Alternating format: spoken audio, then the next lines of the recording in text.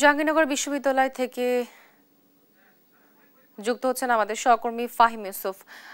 ফাহিম, জান্নাতুল ফেরদাউসের জানাজা ও দাফনের ব্যাপারে কি বিস্তারিত জানতে পেরেছেন, জানাবেন আমাদেরকে।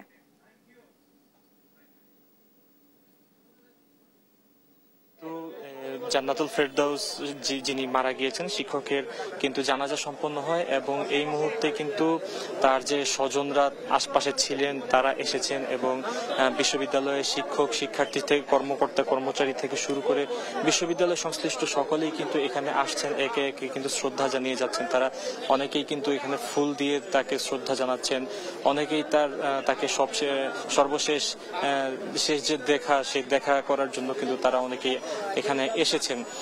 আমি যদি জানিয়ে রাখি যে কিছুক্ষণ আগে আমি কয়েক ঘন্টা আগে বেলা 9টার দিকে কিন্তু সকালে এই একটি বিশেষ হৃদযন্ত্রের ক্রিয়া বন্ধ হয়ে কিন্তু তিনি মৃত্যুবরণ করেন এবং মৃত্যুবরণ করার পর কিন্তু তাকে দ্রুত এনাম মেডিকেলে নিয়ে যাওয়া হয়। সেখানে কিন্তু কর্তব্যরত চিকিৎসক জানিয়েছেন যে তার তাৎক্ষণিক মৃত্যু হয় এবং পরবর্তীতে একে একে কিন্তু এখানে এসে তার যে স্বজনরা তারা আসেন এবং যারা নিকটাত্মীয় রয়েছেন তারা অনেকেই এখানে আসেন, শিক্ষার্থীরা আসেন।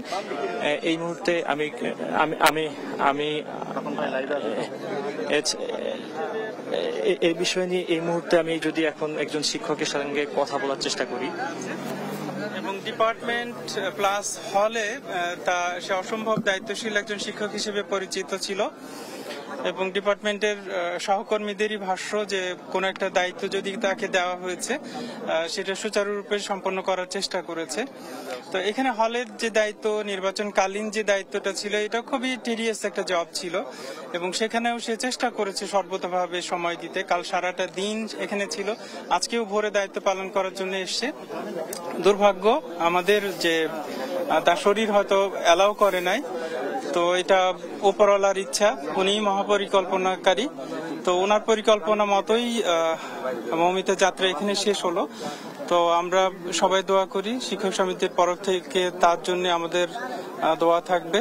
আল্লাহ যেন তাকে মাগফিরাত দান করেন, তার পরিবার যেন ভালো থাকে। এই পরিস্থিতিতে যে শোকাবহ একটা অবস্থা, সেই পরিস্থিতি যেন তারা মানিয়ে নিতে পারে।